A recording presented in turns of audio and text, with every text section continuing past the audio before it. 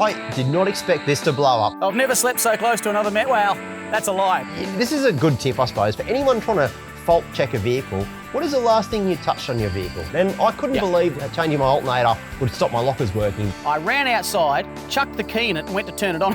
I snapped the key off in the ignition. What I didn't realise is all of those exhaust fumes were coming into the cab. That's a game changer. Well guys, Happy New Year. Welcome to the first Beers in the Shed for 2022. I tell you what, we've cracked off with a trip to start off this year, and it's been an absolute epic one. Down in Coffs Harbour, tough tracks.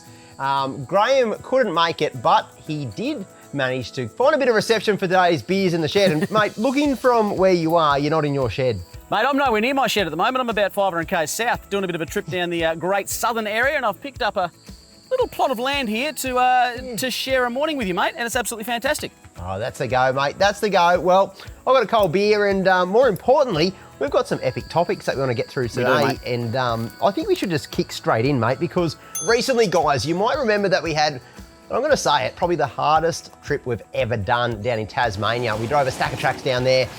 Absolutely insane on us and the vehicles, lots of breakages. But more importantly, what you guys got to see was only a small segment of actually what happened down there. There was so many behind the scenes stories that we thought today we might share with you. Go through some of the questions you had about that trip and share some of the stuff that you don't know about. In fact, some of the stuff I'm not even sure we're allowed to say, but I reckon we should get straight into it because you're going to enjoy this one. Well, mate, one of the things that's come up on social media a whole heap subsequent to that trip, it's sort of almost set things alight a bit. Well, there's two stories really. Well, let's get into the first one. Your lockers and the chainsaw. Let's get into your lockers first, mate, because a lot of people brought that up. What the heck was going on there, mate? Yeah, well, I'll start with the lockers. A lot of people are having a go at the lockers for leaking because air lockers sometimes leak. It was actually what had happened. There was two stories about the lockers. Now, you'll notice from right at the start when we did the Jeep track that the locker kept engaging, which suggested it had a leak. Now, it did have a leak. It was on one of the airlines that actually run under the chassis. So I didn't pick that up because it was such a minute little leak that it was really hard to find. And we sprayed brake cleaner and stuff all over it and trying to find where some air was escaping. We couldn't find it until finally right near the end of the trip. But anyway, it certainly was leaking, but it didn't really stop my progress, I suppose. The second thing that we didn't really cover in the show was my lockers stopped working altogether. Now, this was a weird one, and I put at the time I put this down to a couple of electrical gremlins that were happening because of all the mud in Tasmania and all the rest of it. I got into a bog hole and my lockers weren't working, but more importantly, my aircon wasn't working. And you're thinking, Sean, what do you need your aircon down in Tassie? But my car was getting so foggy, I couldn't see out the windscreen, so I wanted a bit of demist action going on, and nothing was working. All that accessories on the dash had gone, and I couldn't work out why. Now, if you remember, just rewind a little bit, Graham and I changed an alternator on old we did. And this is a good tip, I suppose, for anyone trying to fault check a vehicle. What is the last thing you touched on your vehicle? Go back to that. Check that chances are that is the culprit. And I couldn't believe that changing my alternator would stop my lockers working, but there was a little red wire that was supposed to be connected to the back. Now, this is the problem with old Soot. She's had a million different things wired into her in all different places. And for some reason, there was this little red wire that controlled all of those accessories. And it's your fusible link, mate. Without that, you got nothing. I didn't just forget to put it on. What happened is when we were mucking around with it in the cold, I'd actually pulled it out the back of the plug. So it was missing that wire out the back of the plug. And anyway, we found it, put it back together, had lockers, had aircon. We're back in the game, mate.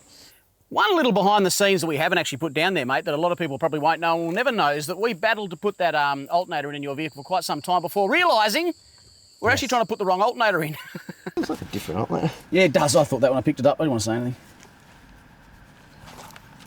You haven't got two. How come you got two arms on this one? Why would I have two? That was, you know those moments where your heart drops. So I pride myself on being somewhat prepared for a trip like this. I knew I had a spare alternator. I knew it. Yep. I got it out. I'd been carrying this alternator right across the country for probably about 6 months, I'd reckon, in the back of Soot. And we're doing all the pieces to camera. Remember that we pulled the old one out and put it next to the new one. We're doing a piece to camera, just explaining, like, here's the new one. Look at the old one, it's full of mud. And then exactly what you said, mate, did not look the same. We're like, hey, that's a bit different. Okay, maybe it's a newer model. It's got a few modifications on this one. And turns out, I think it was for a Ford Ranger or a Patrol or something. For the fact that it was for a completely different vehicle, though, you've got to admit those two alternators look surprisingly similar. Quite similar, just tiny little differences. Tiny differences. That's when your heart drops and you go, oh no, I've just taken this muddy, broken alternator out. Yeah. And we don't have a new one to put back in. But luckily, I actually carry a second spare alternator that was just laying around. It wasn't even in a box, that one. And that one, it was obviously 4-sooty. So we got out of strife in that one. Got lucky, I think you'd say. I think the word lucky should come in there, mate, but there's a couple of behind-the-scenes bits there. Let's get into the next one, mate, which is this one, I think, gee whiz, it got controversial. People got quite did not expect this to blow up. I did not expect this to blow up like it did on social media. The chainsaw story, mate. Our little chainsaw story. I think everyone on social media at the moment is a lumberjack, from what I can gather, and has that much experience with chainsaws. It's just not funny. But what's the story behind the chainsaw? What do you reckon? You know what it is, mate? It's because we've sold so many of those flannel shirts out of Snatch. I reckon that yes, people have got those, mate, and just become lumberjacks and know everything about chainsaws, it turns out. It happens. Yeah, turns women into men. I tell you what, those shirts, it really does. But that poor little chainsaw, mate, I think there's a bit of a backstory to that most people I think you should go into exactly the backstory of that one.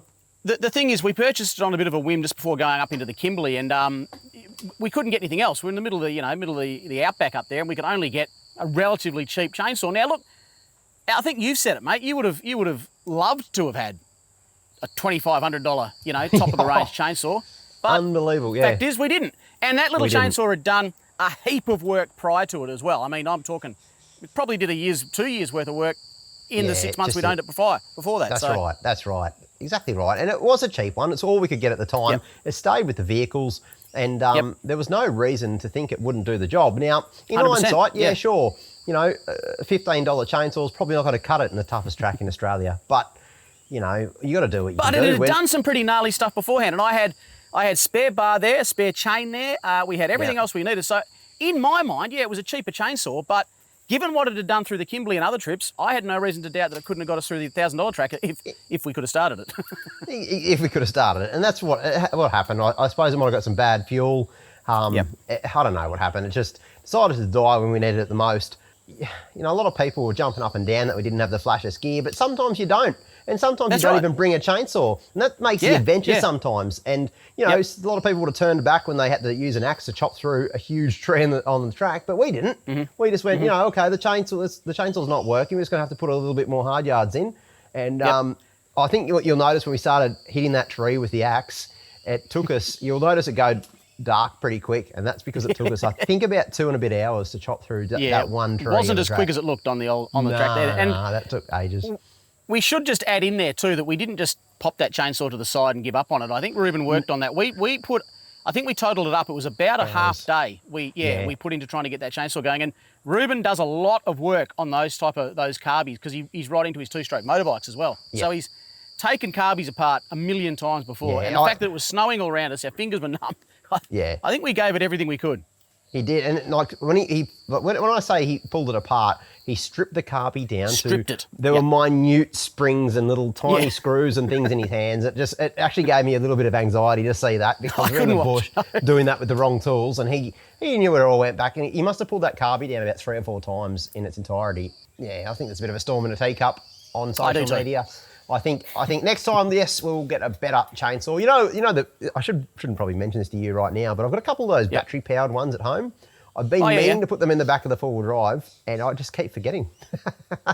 Well, I think we chuck one of those in, and the next time we go, those old school saws where you stand on one end and I stand on the other, and we saw a tree down with them. We're going to get one of them. That's all we're taking. As long as someone takes a black and white photo of us and puts it up in the local pub. And you can only wear those old trousers with suspenders. I better start growing a mustache right now. Look out for a pub coming to you, folks. Dear. Exactly right. Mate, exactly right. Another little behind the scenes, Jeep track, mate. We've driven that a number of times. We both enjoy that track. It's an absolute cracker. Now, we made light of that on film in the sense that the start of that track had us working our britches off just to get the first 200 metres. 100%, at the beginning mate. of that hill? The first beginning of that hill as it goes up and turns that corner, that ended up taking us, like just that main bit of Jeep track. We didn't get to the bog holes and the other bits we've filmed before, but that main hill took us the best part of the day, and we were just winching our way. We actually bypassed a lot of bog holes as they were so deep, and Yep. Pretty much did the easy way, but it was the hardest I've ever seen Jeep track. Now, I was speaking to a local whilst we were in Tassie at one of the pubs there, and he had a GQ on 37s. He'd been out just after we'd gone through there. He saw our tracks, and he couldn't drive it, mate. Yeah. He's a local, drives it all the time. He couldn't drive it. And you had the great idea to take a D-Max with like 32-inch tyres up there. Unbelievable. Yeah, look, Unbelievable. I had to winch just as much as anyone. I know, exactly right. We all winched the same amount, and Yeah. I think that the person who probably found it the hardest was Ruben in that 79 because I agree. at least with the D-Max and the IFS, you've got a fair bit of clearance under the vehicle, even though you've got smaller tyres. Sooty with the coil springs, quite good clearance as well. The big 79 with the big leaf springs at the back just sort of acted as a bit of an anchor. So we ended up snapping a few winch ropes. There was, I think, I'd hate to say how many times we had like ideas of the right tree to winch from, and then I know. and then it didn't quite work. We'd even break a winch rope, then have to just rejig the whole recovery. Where's the dead log? That's a game changer. Mark that point. Yeah. But it ended up taking ages. Those ruts, mate, were the big problem because, of course, we were in the ruts. You couldn't get out of them. And if the winch wasn't pulling straight with the ruts, you were pulling against the ruts. That's why we're having so many difficulties. And, of course, there's never a tree exactly where you need it, even if you're in a forest in Tasmania. Yeah. So, yeah, I mean, there was a lot that you didn't see. Exactly right, exactly right. And then I think I ended up on a bit of a 45-degree angle somewhere along the lines. You did, yep. And that's not unusual for you. I don't even remember the exact moment, but I know it happened quite a few times, and there were some really sketchy angles, and it was just tougher, way tougher than we ever thought. To give you an idea, the first time I drove that, I think I let a girl that had basically no four-wheel drive experience have a drive of my four-wheel drive, and I was confident enough to let her have a go because it was such an easy track back then. But yeah, she did nearly put it on its lid ever so slightly at the top of that hill. Remember, you were a bit white-knuckled. There was just one moment where she... Yeah, it wasn't me, though. Yeah. No, she should have zagged. But I remember thinking to myself, holy heck, we got to clean up in aisle 4. But no, it turned out the big old leaf-sprung dirty 30, she was like a hippo on roller skates, that thing. Speaking of a hippo on roller skates, mate, last day, $1,000 track, coming on to nightfall. We were heading for the hut, big fire at the hut. We were going to get some music cranking, a few beers, and celebrate. We got to the last river, and she was running a gusher, mate. She was flooded. There was no way we were getting to the hut. Nah, because you got to drive down the river. You got to drive down the river to get to the hut. And Ruben, well, I say we walked it, but Ruben had his little waders on. Yeah. And it was flowing that hard and got so deep that we decided we couldn't drive down to the hut. So we thought, we'll just take the exit out.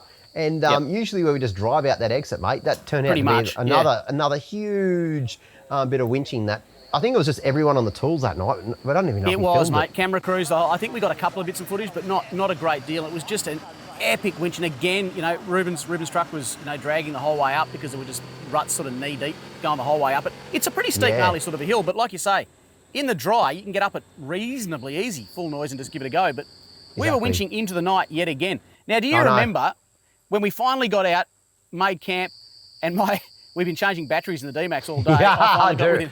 I know what you're I got within 100 metres of camp, and I couldn't get to camp. I had to sleep with myself that night on the track. Yeah, that's right. The D-Max battery, we thought, bugger that, we'll just leave it there. Leave it till the morning, yeah. Do you remember when there was a bridge and I just, in the darkness, and I was buggered, and I actually put 2 tyres over the bridge, and I didn't realise I was in such a bad situation, but it was diabolical. It really was, mate. It was actually really dangerous, but I was so tired, and I was like, a bit stuck. Oh, well, might just have to winch out of this one. I've been winching all day, so it didn't make a difference. And then it's not till you guys came down with a bit of light, I could see where I was. I'd actually nearly driven off this huge embankment, which would have been... Yeah, it was epic. And the winch to get you out of there, I didn't want to look at it. I just thought it's either going to work or it's not going to work. Yeah, exactly right. And that was just another bit we didn't even film. And there was, I guess what we're trying to say is that whole $1,000 track, you probably get to see about, I don't know, 50% of what actually happened. There were so many other recoveries that, they weren't exciting purely. It's just us trying to get out of strife, I suppose. Remember when you looked up at my truck and you said, mate, where's your awning? After we come out of that river crossing? That's right. I said, what do you mean, where's my awning? The awning wasn't on the car. Truck. To this day, I don't know where it went. So I don't know. I'll have to go back through the footage. Yeah. Oh, yeah. That'd be a new Drifter Stockton awning. That was pretty new, that one too. It was brand new, mate. Yeah, only been up once. So if anyone's driven the $1,000 track and happened to find a Drifter Stockton awning out there, well, you can keep it, but please, in the comments down below, let me know you've got it. Maybe you've put it on your truck. I'd love to see Speaking, it. Because speaking of, if you are going to drive a $1,000 truck, keep an eye out for Ruben's number plate as well. yes.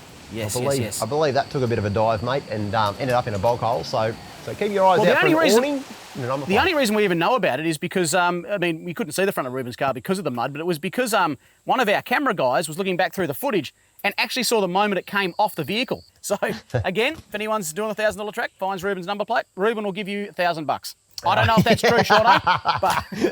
No, he's pretty good for it. I reckon he'd be good for it, yeah, for sure. I want to change the topic just a little bit and take us away from the $1,000 track. Now, when we do these sort of trips, and we had two major challenges we were doing, we did the Coal River track and Jeep track, and then as another show, we did the $1,000 track. Now, in between, what we normally do is a bit of a stock up. So we'll go to usually a little town and we'll do a bit of a stock up and all the rest of it. Yep. And we found ourselves in New Northland. New Northland. Yeah, Newfoundland. Yep. Where was that? Newfoundland? New Norfolk. Sure. Anyway, just New New Norfolk. Yes. Yeah, we found ourselves in New Norfolk. Yeah, that little pub and Graham and I, we quite like going to little pubs every now and again. We like pubs. We like beers. Well, no, it was a fantastic little night, and you're probably thinking, where are you going with this, Shaun? Well, I want to tell you a little bit of behind the scenes story that happened that night, because we've been to a lot of pubs, believe it or not, Graham and I, and we've found, especially in Tasmania, there's a heck of a lot of haunted pubs, and they've all got stories, because a lot of them are quite old. And anyway, we'd had quite a few beers by this stage of the night. We got talking to the publican, and they actually invited us behind the bar and down underneath the bar into this what would you call it? A bit of a cellar? Like a cellar? Yeah. System underneath. And we got a tour of this pub, and they were telling us some of the old stories that were in there. Some of them were quite spooky. Spooky, man. We went right around this little pub and had a good look at it, and the history was just insane. And I guess where I'm going with this is, I want to know from you guys. It gets me kind of interested, these haunted pub stories, and I wouldn't mind putting it out there to you guys. Do you know a haunted pub or a cool haunted pub story? Because let us know in the comments. We've got a couple of those EVC those code breakers to give away, mate. Yep, I reckon the best, especially if we can visit said haunted pub, maybe this year on our trip around Australia. If we can visit the haunted pub that you guys put in the comments, that'd be fantastic. But we're going to just go through them at random and give you one of those code breakers, which, Shaun, please install one of those on every one of your vehicles, please, if you could. The old code breaker, all the ones that, actually, I wouldn't mind one of those. They're becoming very, very handy. But we've got a few of those to give away. So we'll give away 5 to the 5 best comments. So you talk about, cool pubs with cool stories. Let us know in the comments. We hardly need another excuse to go to another Outback pub. No, we don't need another. Yeah, but if it's a cracker, but we've got to do what the people want, Shaun. We've got to do what we're asked to do, mate. We'll make sure we stop in and say good day, because that'll be a bit of fun. We had a lot of fun that night, from memory, mate. We did. The old. The next day wasn't so fun from memory either. But that night was huge. If there was a lot of people at the pub that night, if you were there, put in the comments down below that you came and said good day to myself and Shaun. You probably even bought us a drink. I don't remember. It's all a bit hazy that night. A bit hazy. Just the day after, that actually reminds me. Yes, we did have a little bit of a hangover the next day, but we also had a lot of excitement because we had a G60 to play with. That's right, mate. Yes. Now, the very next day, we went up into the hills, didn't we? We did. And we've been swamped with questions about the old G60, mate. There's all sorts of behind-the-scenes stories for that one. But I think, for myself, one of the funniest bits of that whole car ownership deal was after I won it in the game of pool off you. I got that excited. I ran outside, chucked the key in it, and went to turn it on. I snapped the key off in the ignition. That's the best story. I love that. I thought you were joking when you said this. Did you come back in the pub with a bit of a white face? Snapped the key off in the ignition. Luckily, there was just a little tiny bit sticking out, so I was able to get it out again. But of course, I didn't have a key to start the vehicle then. But being an old G60, it takes any key you can throw at it. So I went and saw our mates back in Hobart, and I managed to pick up one of those those old school leather wallets that you used to put all your house keys in. You used to put them in your back pocket. Yeah, I think my mum had one of those. Yeah. The boys had one of those, and it was for a Fiat, and it had about 20 Fiat keys in it. And every single one of those Fiat keys will start the G60. So I have a constant supply of new keys now, mate. I can snap them off at will. Yep. That is unreal. Yep. That's such a cool story. Good fun. What about speaking about behind the scenes of the old G60? I'll never forget that day, and it was the day after being at that New Norfolk pub. And right at the end of the day, I think it might have been me, it might have been you, we'll probably never know, mate, but the exhaust fell off. Like It snapped in half, I think we know. basically. It pulled did. out. It did. Yep. And yep. and Which I didn't think that was a big thing. I actually ordinarily thought it was wouldn't pretty have been cool. too big a problem. No. At the time, I was like, I was a bit louder, which wasn't great for my head, but I thought, heck, it's got more power now. It sounds like an animal. But what I didn't realise is all of those exhaust fumes were coming into the cab. Oh my God. It still makes me nauseous to think about that, mate. And we had to drive it for miles to get it back in. We both had our heads hanging out the window, and then you just lost. You lost it. You got out. Nah, you went and jumped in another truck. Couldn't do it. Yeah. No, I went in the camera car. I was like, no more for me. I got to the bottom of the hill. My eyes were watering. I felt nauseous. Thought I was going to throw up. This is like 4 in the afternoon. It wasn't the hangover. This is 4 in the afternoon. And here's a bit of behind the scenes though. We actually left the G60 on the side of the track overnight because we were like, look, let's be honest with ourselves. It was raining. It had been a big day for forward driving. We'd had a big night the previous night as well. Yeah. And I didn't feel like laying in the mud to try and fix this exhaust, so we just left it. I think I hit it with a hammer and a big pry bar and nothing really happened. So nothing didn't move. No, exactly right. So we just we set up camp and then thought we'd deal with that tomorrow. Yep. We came back to the vehicle the next morning. It was actually remarkably easy. It was super easy. It took us about 5.5 minutes to put the exhaust back together, and we're like, all right, the show must go on. Off we go. So that was nearly the end of the G60 trip right then and there, though. It was nearly the end of me. I tell you what, I felt so crook from that. It was and fair enough too. That's actually carbon monoxide poisoning. Very, very dangerous. Terrible. That's why we just didn't muck around with it. As soon as we got down the bottom of the hill, we're like, we can't drive this thing anymore. Can't drive that. It's terrible. It's a funny story though.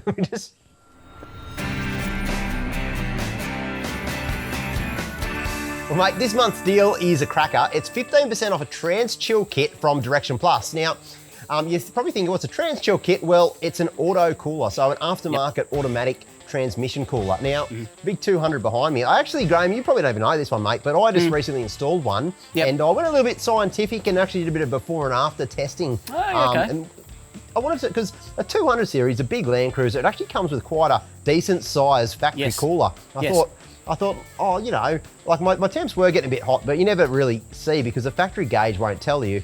And I put an aftermarket scan gauge on. I saw that the temperatures towing the boat on a decent hill were getting up over 100 degrees. I think well over 100 degrees. Yeah. And that was just me taking it pretty easy as well. Yep. I fitted the cooler and it dropped temperatures by about 15% straight away without even trying. So a big difference. Yeah, the big thing wasn't even just the smaller temperatures, but once I got off that hill, the heat dissipation out of that automatic was just insane. It dropped straight back down to normal running temperature instantly. So, makes a huge difference even on 200. And I know all the dual cab utes out there, they absolutely need it, mate. So, yeah, look, anyway, 15% off. If you're thinking about, you know, a bit of cheap insurance for your automatic transmission, now's a great time to jump in, save 15% off a Trans Chill kit from Direction Plus, mate.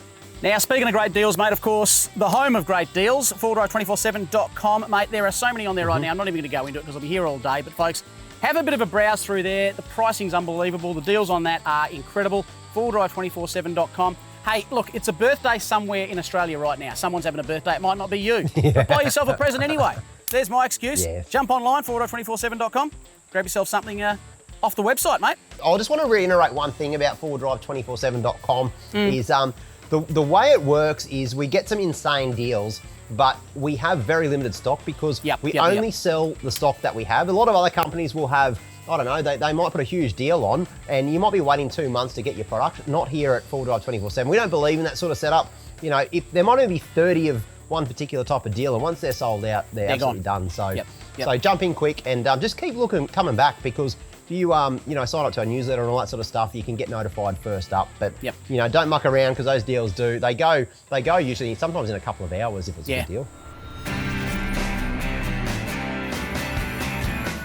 Righto, mate. Well, of course, that's our take on the behind the scenes, but we put a bit of a post up on the old socials, the SMs, the social medias, and well, Jeepers Creepers, wasn't there a lot of questions about Tasmania? You know what I think it is, Sean? I think Tassie is, because it's another country, you know, you got to get there on a boat or you can't drive there. It's another country.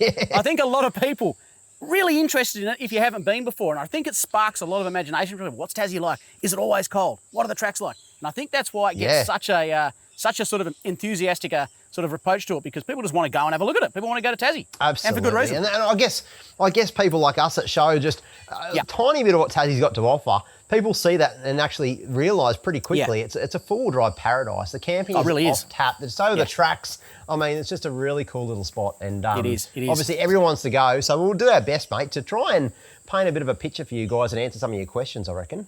Let's get straight into it, mate. First one here is from Corey. He wants to know, what's your favourite Tassie track, mate? Ooh, for me, I'm going to say Lake Cumberland. Yeah, solid. I've yet to do Cumberland. Yeah, you drive up this mountain and it's a cool track. It's tough, but it's not out of this world. And then when you get to the top, there's literally a lake on top of the mountain. If it's a clear day, you've got panoramic views over the whole west coast of Tasmania with a huge lake on top of a mountain. I mean, far out. That's sort of pinch yourself material, that is, when you see that. Of all the times we've been, I've only missed a Tassie trip once and I didn't get to do that one. So we've got to go back. Yeah. We've got to go back just for me to do that. And I think my favourite, mate, and I think you'll agree this would be a second almost, would be Climbey's track. I think that's almost, it's almost the quintessential Tassie track, really. It's It is. Oh, and the Pyman Heads. Oh, Pyman Heads, yeah, that's a great track. Camping's fantastic. I could actually go on because there's so many others as well. I like Jeep track because you can go and feed a pig a beer. If anyone from Tassie knows exactly what I'm talking about. Anytime you finish at a pub, it's pretty fun. It's always fun to finish at a pub. So I think, Corey, the answer to your question, Corey, is what's your favourite Tassie track? Tassie. Yeah, all of it. Tassie's one big track. Enjoy it.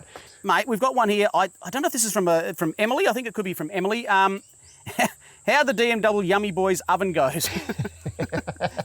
we're always putting Yummy Boys in the old DMW truck. We really are. And this is one of those things. If you live in a colder climate, there is nothing better than you've been in the mud winching for hours and someone just alerts you to the fact that they put a few pies on maybe an hour ago and would you like a couple of party pies or sausage rolls? Oh, yes, please.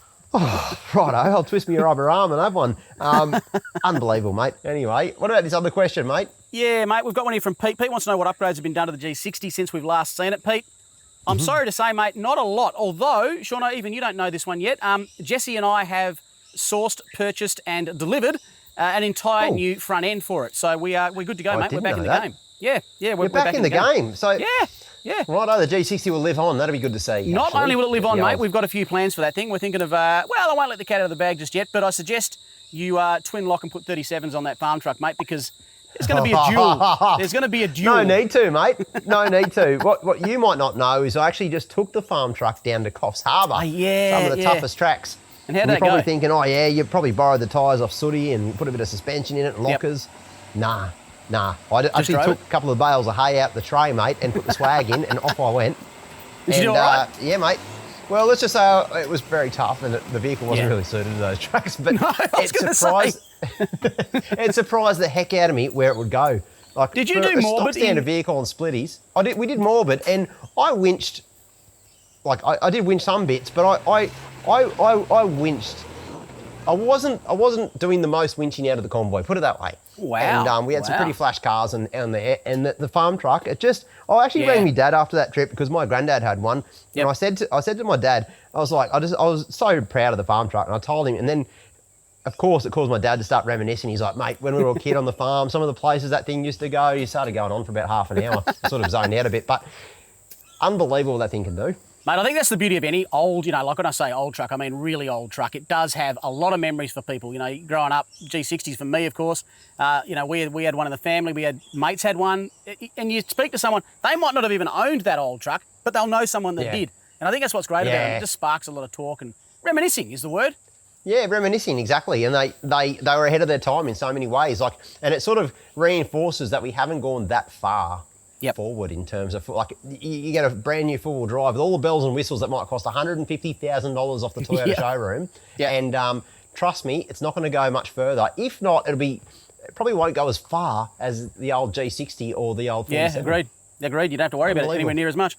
Mate, this one here is from Jared, and we've got to be honest when answering this one. I think he would prefer an honest answer. Who cried the most about the cold weather? Well, I wasn't crying, Graham. It's just, it was dusty that day. I mean, exactly right. I wasn't frothing about the cold weather. I'm going to be honest. It was colder than I anticipated. It was, especially the first 2 days on the $1,000 track. They were brutal, mate. When there's snow everywhere. Cold. Yeah. Bitterly cold. I probably whinged up there with the best of them. Yeah. I think we all. I'm going to say we all had our share. We all had our share of whinging, and it was tough. I left home in 25 to 30 degree weather in southeast Queensland to go down to the snow, and I didn't know it was going to be snowing at the time. That sort of just come by surprise. So we weren't exactly properly prepared for it. I reckon I didn't bring thermals. I had to buy some thermals off. Remember a dude in the pub up at where was that? That was at that great little pub we go to up at Waratah. Waratah, yeah. Unbelievable. Got some his old thermals. Yeah, I'd love to say they were only second hand, but those things had more holes in them than a bit of Swiss cheese, mate. And it's where the holes were that I was concerned about. He was such a legend. He gave me an old set of thermals, and that really got me through because I needed that. Yeah, top bloke. Now, mate, we're going to go into a couple more here that are a bit more detailed. How long does it take to prepare for a trip like Tassie, mate? I'd like to say that, Sooty especially, he's just prepared for most tracks around Australia. Yeah. So as long as the maintenance is done, it's always packed and ready to go. I just have to obviously remember to take the thermals, and then I'm sorted. Yeah, much the same with the D-Max. When we said we're going to Tassie, I just made sure I had fuel, and I was pretty much ready to go. I guess that we're in a unique sort of a situation, whereas others might use that vehicle during the day for a plumbing job, labouring jobs, etc., and they do take a bit of time to get them up to scratch to get ready to go. Our vehicles are kind of purpose-built just to be driven every day on hard tracks, so it doesn't really take us that long to prepare for a trip like Tassie, to be fair, mate. I guess the biggest one is making sure you get your Spirit of Tassie tickets done early, because they sell out a long way in advance. That's a good point. So, that's one of the big ones. Make sure you get your ferry tickets ready, because, otherwise you will miss out. Yeah, exactly. And try and bring probably more spares for Tasmania. I know it's only Tassie. Tassie's a small place, but when you get yourself onto the West Coast, you might find that Hobart might be the only place you can get a spare alternator, which is a significant drive from where you might be on the track. So try and bigger than you bring think. a lot of stuff. Yeah, exactly. So, and they might not have it, and then it's got to be shipped from Melbourne. You might be waiting around a few days. So try and be a little bit self-sufficient down there as well. Yeah, agreed, mate. Agreed. Mate, Andy wants to know how long it takes to clean the Tassie mud off the rigs. I'm going to answer that straight up and say, I don't think you ever do, Andy. I don't think the mud ever fully comes off your vehicles after Tassie. I think there'll always be a bit of mud flicking off at 100 k's an hour down the highway, and you'll wonder where the heck that came from. It came from Tassie. That's the answer. And to give you a rough idea, do you remember we met a couple of the young blokes that were working at the Toyota dealership down there in Burnie, and we gave them a bit of cash to. I gave them a bit of cash to clean my rig. Yep. They had a big fire hose and stuff out the back. It was much more efficient than using a little car wash one, and they did a great job on it. So when they finished with it, I took it home and it looked pretty clean. I spent another 2 hours on that vehicle, trying to get the mud out of the chassis and things like that.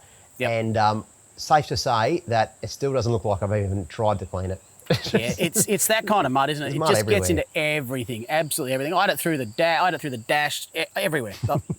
I looked like I hadn't given a rat's about it, but I did. I actually tried really hard to keep everything clean, but it's just Tassie mud. You've got to be prepared for it, especially if you're going to be a numpty like us and go end of the year like that, end of winter like we did. Crazy. Mate, we got a Keys wants to know, sketchiest moment of the whole trip, other than Sooty, sketchiest moment of the whole trip, mate.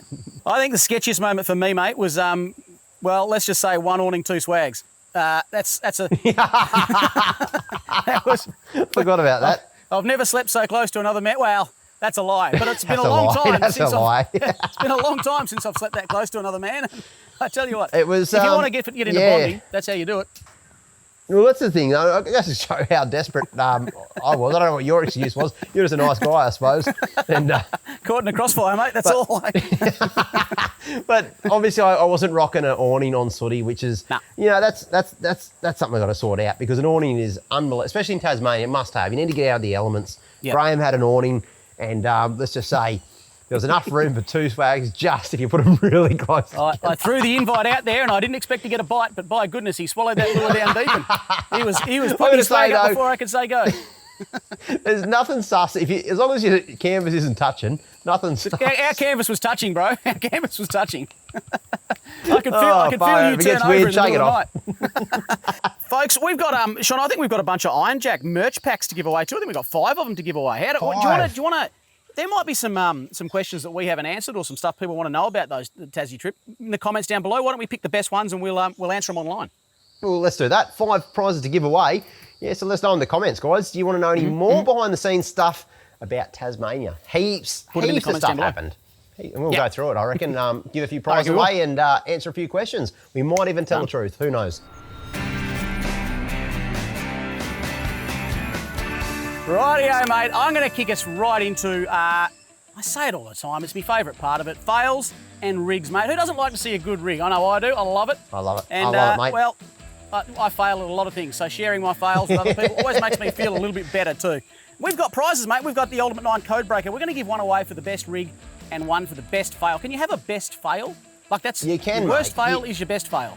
No one gives prizes away for the biggest loser, but we do. And, we do. For good reason. We love you, too. losers.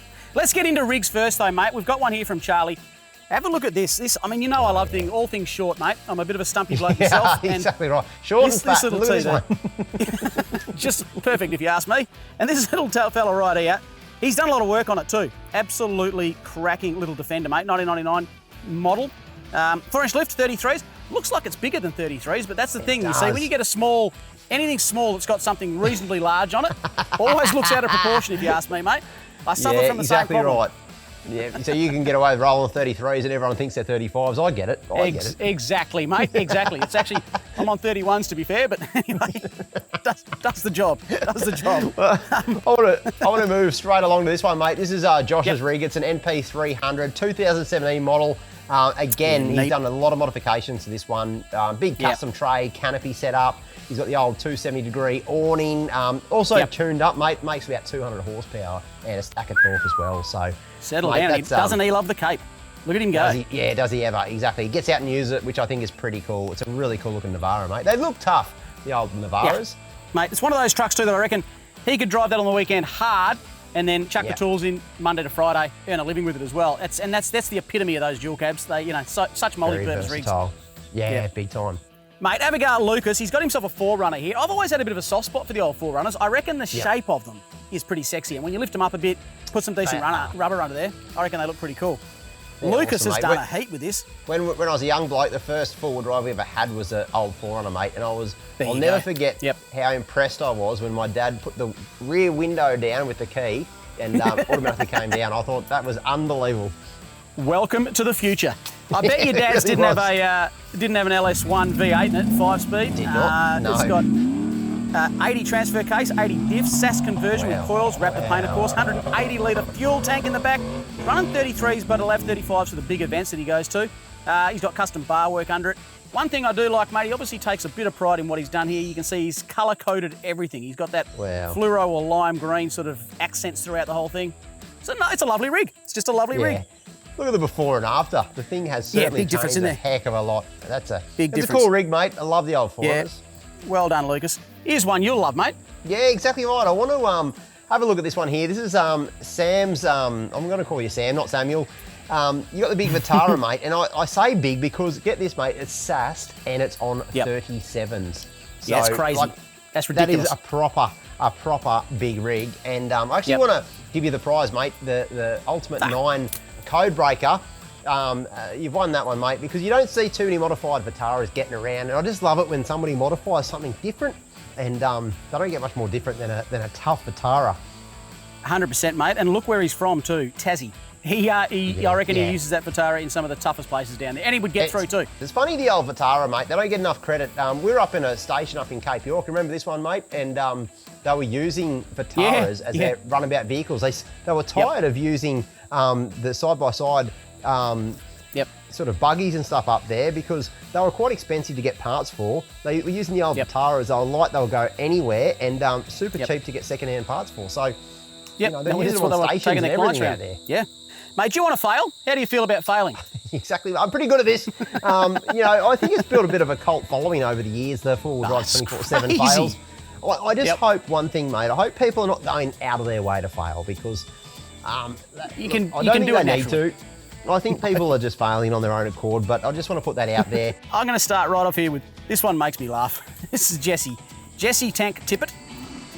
Driving along and obviously doing up bolts is not his strong point because his roof rack fell off. It's as simple as that. His roof rack bugger. just fell off. That never ends well either. No, it scratches down the side. It happened on Shorty many years ago. I was in the Lancelin Sand Dunes and my roof rack shifted from the front to the back. Lost everything off it. So I can sympathise with old Jesse here. It does happen even to the best of us, mate. So yeah, Jesse, that's officially a fail, mate. It is a fail. It is a fail. What about this one here? I don't want to draw too much attention to it. It's a failure, and look, it can happen. It shows how fast it can happen. But these days, I see too many people driving through salt water.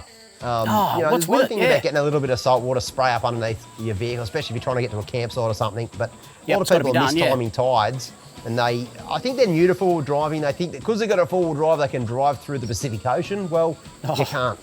It's so bad really for your vehicle. It's just horrible. What you can't see is that vehicle now will have electrical gremlins for the rest of its life. So, huge failure, and didn't just get stuck, hit a big submerged rock and came to an abrupt halt, and bugger. It's really unlucky, but a bit of a failure.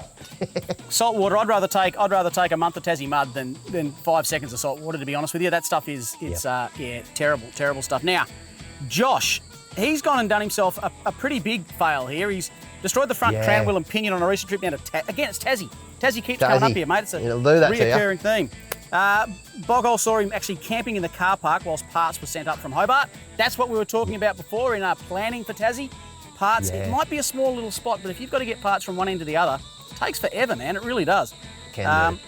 So a couple of days later, he was back at it after heavy rain, more vehicle problems in the convoy. It actually took him a couple of days to get off the track due to that failure. Have a look at the Boghole though. And he's done an FTE conversion in that bad boy too. It took him 5 weeks off work to fit that FTE to the bad boy. Took it out on the first trip and did that. That's a bit heart-wrenching. But, it wasn't the FTE that had dramas. It was, looks like everything else. Looks like pretty much everything else around it fell apart, but the FTE is still sitting there humming. Yeah, very true, very true. Mate, we've got a last one here. This is Patrick. Patrick, exactly right. And this is a well-deserved winner. Poor old Patrick. He drove up a pretty steep climb and it stalled, and he's come back at a rate of knots. Now, the reason why I sympathise with you, Patrick, is because it's happened to me many times over. In fact, that's how I rolled the Dirty 30, the original one. That's right. Steep climb, stalled, and of course, you come back really fast when you don't have any brakes. That happens. Definite brown undies moment too, mate. Yep, but he came to an abrupt halt down the bottom when he hit a huge rock. You look at the size of that rock. Look, to be fair, it's probably a good thing it was there. Yeah, it is. It is. Exactly. But it's probably a good thing he's there. But I think he's back up and running now, so it's a deserved winner. That bad boy, Patrick. Winner. Yep. So enjoy the Code Breaker from Ultimate 9. That's a brand new product and an absolute cracker as well. I'm going to be asking Pete for one of those, mate. I think that'll come in quite handy for me. 100%, mate. I think that's about us, mate. It's I'm sitting currently in the bush here, and it's 40 degrees today, and I've got the ocean about 5 minutes that way. So I'm thinking, what you're up to, then. Yeah, I'm about to go and get buck naked down on the ocean, mate. Go for a swim. What do you reckon? Yeah, mate. Make sure you air those little 31s up though. Put sunscreen on. Don't want to get burnt. It's the start of a new year, and like we said at the end of last year, if you think 2021 was pretty special, you've seen nothing yet, because we've got some epic stuff planned, including Jocko's been driving tough tracks as he normally does, mate, and things get absolutely mental down there. Our Morton adventure will come. That'll come out really soon as well. Very soon, That'll be epic. That was a great trip. That one. There was thoroughly enjoyed. I won't go into details, but I reckon it's our best one yet in Morton Island. Yeah. And you've got some sort of vehicle on the build, don't you, Graham? Mate, I've been getting so many messages. Yes, the Y62 is just about done, folks. The big reveal will be coming up in the next couple of weeks. In fact, I'm heading back over east very soon just to put the final touches on it and do a skid before Sean can. So, you won't get a chance, mate. I've already been in touch with Ruben, and cannot wait. He reckons it'll be fine. He said you won't even see the kilometres change on it because the wheels will be spinning that fast. I might come straight to your house and do a skid from your shed to the top of your driveway. I reckon that'd be the sickest thing ever. That'd be good. I wouldn't mind that. That'd be pretty cool. You'd let me get away with that one, you reckon? So, we've got 62 coming up. Heaps of other stuff, folks. It's going to be a big year. I'm frothing on it. Just about to finish off my holidays before I get back into work, to be fair. And see you over there for a cold beer in a week or so, Shauno. Sounds like an absolute plan, guys. Thanks for tuning in, and we'll catch you next time out in the tracks, I suppose. Good on you, guys. Catch you next time.